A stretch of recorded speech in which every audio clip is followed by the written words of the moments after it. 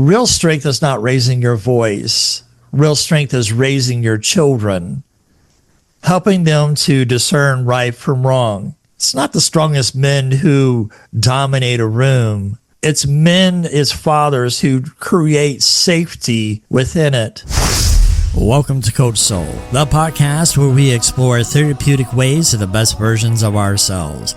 I'm your host, Steve Hudgins. I'm a licensed professional counselor dedicated to helping you navigate life's challenges. In each uplifting episode, we'll discuss mental health, relationships, self-care, emotional well-being, and personal growth. Join me and with my co-host, Kenya Evelyn, a therapeutic life coach, where sometimes we'll even welcome a special guest to our show that share their experience and expertise. So let's embark on this transformative path together and discover a healthier and happier you. Hey, welcome back to Coach Soul. I'm Dr. Steve. Kenya is out on vacation. And, you know, when you think about vacation, it's always great to take a break away. And I want to bring a special message while she's out and about, but to really encourage men. And a couple of Sundays, not this coming Sunday, but the following Sunday is Father's Day. When you look at the situations of men, we're in trouble. Our children are in trouble. Households across America are in trouble. And when I look at resources for men here in Oklahoma, there's not very many resources to support fatherhood. There's a lot for mothers and things of that nature, but oftentimes we're seeing high statistical information of fathers not being involved in children's lives. I get it. You know, as men, we want peace. We want peace in our home. But men, we've got to step up and be able to be a father to our children, a husband to our wives. And even though if we are divorced, we need to be present for our children's lives. In 2001, I was able to go through Governor Keating of Oklahoma to be able to have a mandatory joint custody instituted in the state of Oklahoma. Unfortunately, I had to take my children's mother back to court, and I won custody of my children. I understand fathers who want peace. I get how they shuck the responsibility because they don't want to mess with the ex because of sometimes of the division, the divide, the poison sometimes that happens. A lot of our nation calls it parental alienation. However, when you think about parental alienation, that stems on the parent. The focus is taken off the child. A child does not need a perfect father. A child needs a father who keeps showing up, but it's how he shows up. You know, the greatest crisis facing families today is not fatherlessness. It is emotionally absent fathers who are physically present, because anyone can create a child, but not everyone chooses to build one. A father's voice becomes a voice of a child hears long after he leaves the room. When you think about parental alienation, it is a term that's being used that the DSM-5, the American Psychological Association, does not recognize this term. One of the things that I've done in my research, I have been able to look at disruptive parental attachment disorder. I call it a parental attachment disorder because what happens is that child, if that parent has a personality disorder such as borderline or narcissistic, they have the nature of coercive control. Coercive control is also descriptive here in the state of Oklahoma as part of domestic violence. It's where this one parent will tend to sabotage, misalign, accuse another parent because of anger. And when you really think about it, it hurts the attachment to that parent, but also the healthy attachment parent. Yes, that's what pushed me into becoming a therapist. When I looked at the psychological report and joy that the children were given to my custody, it taught me a lot of different things. Your children will forget many of your words, but they will never forget how they felt when they were with you. When you think about the true measure of a father, it's not what he leaves to his children, but what he leaves in them. And your legacy is being written every day in the hearts of your children. And when I think about my children, they left to go with another parent who was more of a Disney parent, lack of structure. I had structure. I empathized. I apologized. I was there. Finally, when my daughter and I connected, one of the things that I asked her while she was doing my billing for me, I asked, was I a bad father because you chose to go live with your mother? She goes, one of the things that I regret is that the fact my mom didn't have a lot of standards and being able to have structure.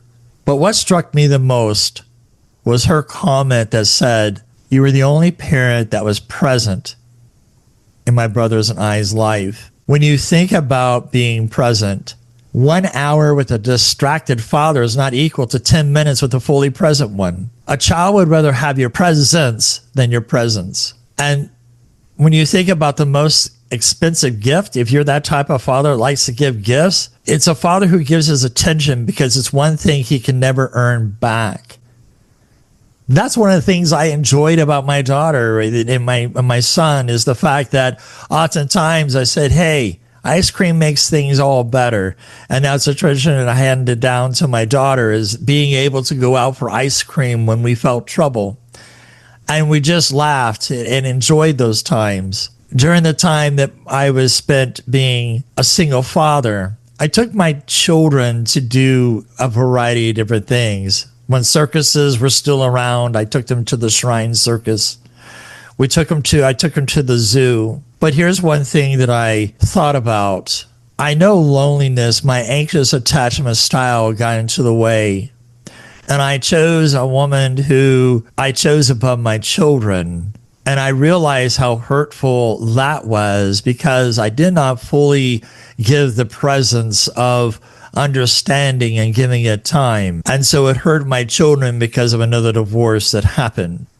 When you think about the strength of a father, real strength is not raising your voice. Real strength is raising your children, helping them to discern right from wrong. It's not the strongest men who dominate a room. It's fathers who create safety within it. And when you think about the strength of a father, strength without tenderness becomes intimidation. Tenderness without strength becomes instability. And fathers are called to both. Your children need a hero they can approach, not a giant they fear. Yes, I'm guilty of yelling. Yes, I'm guilty of severe punishment. But I also recall the times where I did punish out of anger, and I went to them and I apologized, recanted some of the punishment. Not that I was afraid of being wrong, but I owned it. And that's one of the things I want my children to remember, that I was there and apologized when things did get out of hand. It's our responsibility to help our children to grow. Boys become men when they stop asking, what do I deserve? And start asking, who am I responsible for? When I think about the responsibility, fatherhood begins when a man's life stops being about himself. A father is not called to be the center of the family. He's called to be the foundation. It's what do we lay in the foundation that our children can be proud of. So when you think about responsibility, the world needs fewer men chasing significance and more men embracing responsibility. Our children mimic. They get imprinted by what we do and how we treat our significant others, whether it's a wife, a spouse, a girlfriend, other women, their moms, everything that's there. And as I became healing in my own attachment style to more confidence, I learned to heal myself and became more self-confident in who I am as a father and as a man. And when you think about the legacy, think about what your son is doing. Your son is watching how you handle pressure, failure, conflict, love, You are his first definition of manhood. If you don't teach your son what a man is, the world will gladly will, and sometimes it's not good. He never outgrows your influence. And I remember thinking about my own father and thinking, do I have what it takes to enter into this world? Growing up as a teen, I remember my father who he taught me some lessons that I wasn't ready for. But as I look back and recollect, I do remember there was a time that I lived in Japan, and a source of some income that I did for the summer was mowing lawns. And I had come in one day from mowing some lawns. You know, I'm making $150 a weekend just mowing grass. That's not too bad, not too shabby on a Friday, Saturday, and a Sunday to mow grass in the neighborhood. Dad says, we need to talk. I don't like that expression, we need to talk. That's like going down to the principal's office and thinking you're in trouble. And the whole class goes, ooh, Steve's in trouble. And sometimes I was. And sometimes it was, congratulations, you made the honor roll. And we wanted to let you know that you're going to have an award. And so when I sat at the table, Dad had this piece of paper, it was typed, turned it over. It had lawn mowing contract. It had all the information of a contract, a place for his signature and a place for mine. When I read it, it was like $25 I have to pay him to rent the lawnmower. I had to pay for my own gas from now on, but he would sharpen the blades and take care of the lawnmower. At first, I was shocked. Hard-earned money, and I have to pay to rent a lawnmower that I used on our own lawn. But when I think about it, Dad taught me that nothing comes for free. That if you want something good, you got to pay for it. And so with that, I admire my dad in teaching me a lesson about contracts. And that has stuck out to me the most of all the things about my father. My father passed away in October of 2025, and I never got the chance to be able to talk to him because my mom had kept me away from him. Didn't tell me he was on hospice, didn't tell me much. And so when I think about my father, I do think about the fond memories. Yes, he was a hard worker. He taught me a lot, and I'm very proud that he taught me how to work hard and diligently. But I do remember my dad showing up. Maybe not the way I wanted him to, but he was there. And it's the same thing that I showed up for my children because they were important. I wanted them to have a fine balance. I'm very proud of my children. My son owns his own tree cutting business in Oklahoma. My daughter has a master's degree in special education that the school paid for her to do, and very proud of the successes that she's done. When you think about our daughter learns her value from the way her father treats her long before the world begins assigning one. The first man to hold your daughter's heart teaches her what love should feel like. But yet when I think about what a father does, he sets a standard by which many daughters will judge future relationships. Your daughter may not remember every conversation, but she will remember whether she felt cherished. Yeah, we've had our ups and downs. And I remember when she was 20, she came to me and said, Dad, I'm mad at you. And I said, I'm so sorry that you're mad at me. And this is prior to me becoming a therapist. Then I said, what is it that you're mad about? You gave me chores. And I said, okay, help me to understand what 20-year-old female daughter of mine was able to get a full ride scholarship to OSU. Her mom didn't make enough money, was able to get a whole Oklahoma Promise. So she's kind of getting paid to go to school. She had 40 hours a week at Lowe's. She did 16 hours of courses that year. She even rented a duplex, stayed off campus. She bought her first car with her own money and was paid off. And I said, what did chores do to you that caused you to be mad at me when I see so much success in you? But she was projecting that anger because she recalls the times that her mom didn't do any much of housework And so she was angry because she felt like she had to do it all. And so don't assign meaning to your daughters or our females' actions. Be patient. Be open. Ask questions. Be curious. What I mean by that, if a child says, well, Dad, you lied to me. It's easy to go on the defensive side as a father and, no, I didn't. But if you take the time to just be able to be present, that sounds hurtful, son, that you felt like I lied to you. Help me to understand what it is that I lied to you about. Well, you said you're going to take us to the zoo. You're absolutely right, and I can see how that can come across as a lie. I just didn't anticipate it was raining. How about you and I look at the weather and let's pick out another day and time that we can go to the zoo. The best fathers are not the ones who never make mistakes.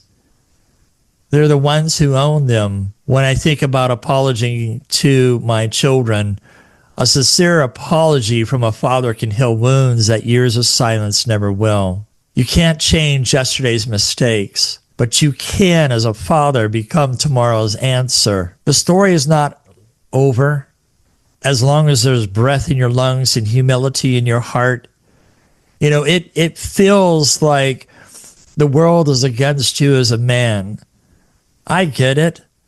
As a man myself, we were raised to have one emotion, and that emotion is acceptable, and that's anger. But anger doesn't resolve anything. It's working through yourself, loving who you are.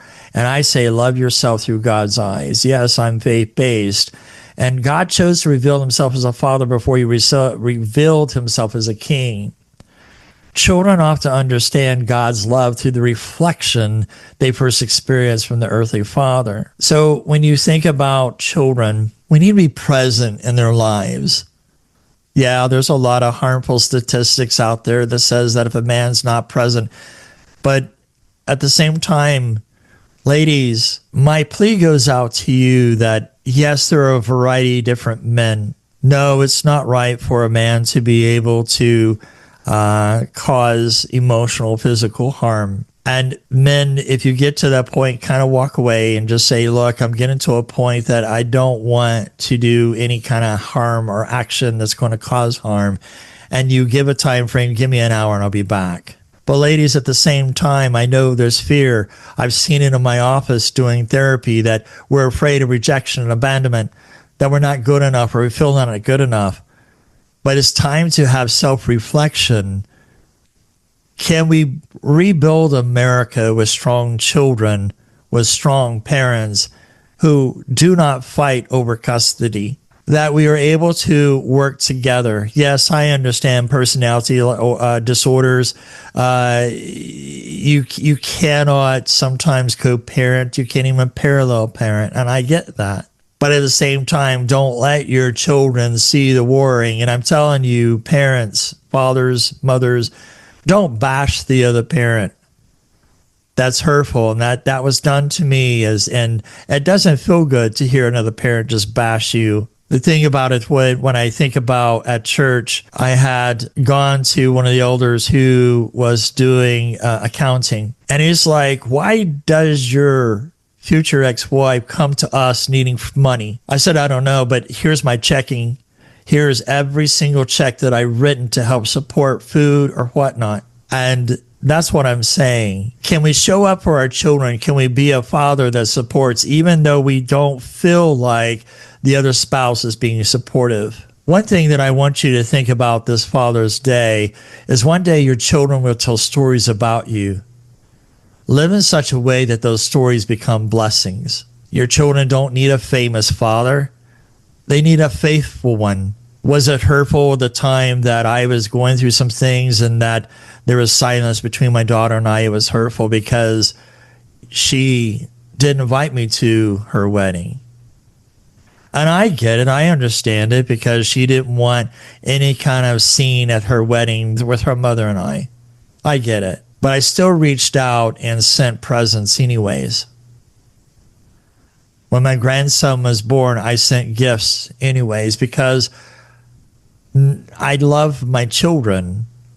I love my son, even though there's some things that I may not be proud of what he's done, but he is my son. It doesn't count for silence. If your father has hurt you and they're silent, I had a client who came to me who shared the fact that an event had happened that caused some serious harm to his mother, and he went to prison. Now, the mother was still alive after what happened. He was raised by his mother, and he contacted me and says, "Hey, I need some therapy." As we were talking in my office, the tears started rolling in his eyes. Said, "I know what my father did, and I felt like he hated me because of what he did. And 4 times he's reached out to me to come and make amends. He got out of prison. He was in his 70s and was reaching out to make amends with me. On the way there to go see his father, halfway there, he gets a phone call that his father passed away. And what happened to him is that he began to have seizures because he never got a chance to have closure with his father. And at that time, I was doing EMDR, which is being able to put all the memories and the pieces together by forced rapid eye movement. And as we're going through this, I got him to think about what was going on. He started crying, kind of smiled. Then I said, "What's going on?" He said, "I remember my mother showing a video, my father holding me as a child, smiling, telling me he was loving me." And that's when I realized that my dad did love me. It was the drugs that he was on that caused harm to my mom. He stopped having seizures. So if you're a product of a hurt by your parent, I get it that some things that are hurtful, but is it worth taking the chance of having a silence that never can be resolved anymore? The world can be changed when fathers decide that being present is more important than being impressive. A father's fingerprints fade from a child's hand, but they should never fade from a child's heart. And when you think about being a father is a powerful way of being able to have an influence to make a change in the world. And before I end this today,